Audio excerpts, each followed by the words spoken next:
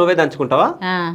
పెడతా పచ్చళ్ళు. ఏమేమి పెడతావు? మామిడికాయ పచ్చడి పెడతా, చింతకాయ పచ్చడా, నిమ్మకాయ పచ్చడా, గోంగూర. ఇప్పుడు గోంగూర ఇక నాకు అది తెలియదు, అది ఇవి బాగా రోజులు ఆగేటివి పెడతాం మేము.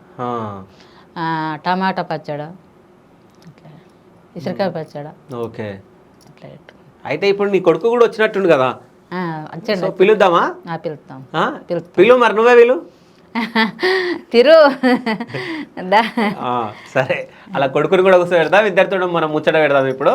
సో మొత్తానికి అయితే మీ కొడుకుని అయితే పిలిచినావు నాగవా? పిలిచిన నాని మాట్లాడద్దా? అంతేనా? సో మరి పాటలు వస్తాయా మీ కొడుక్కి? అత్తయ్య అని పాడాడు. వస్తాయా? సరే, మన ఇంటర్వ్యూలో వాడిద్దాం. సో నమస్తే బ్రో. అన్న నమస్తే. ఎట్లున్నారు? సూపర్ అన్న. సో అమ్మ సింగర్ కాబట్టి నువ్వు పాట పాడితే వినాలనుకుంటున్నాను. సో పాటతో స్టార్ట్ చేస్తావు ఏదన్నా పాట మనం ఇది వరకు పాడలేదన్న, ఎట్లా పాడాలి ఏంటిది అనేది మాత్రం చెప్తారు. సో అమ్మకు మొత్తం మీరే చెప్తారు.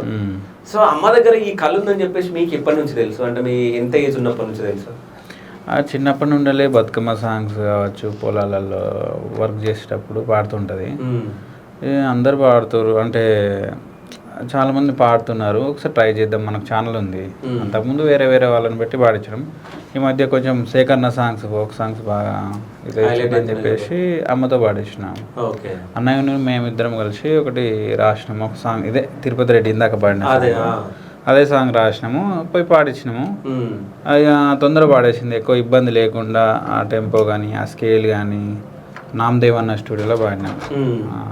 చాలా బాగా పాడింది. అమ్మకు గ్రాఫిక్ పవర్ బాగుంది, కంటిన్యూ చేయండి అని చెప్పేసి అన్నాడు. వాయిస్ కూడా బాగుంది అని అన్నాడు అన్న. అప్పటి నుండి స్టార్ట్ చేసినాం.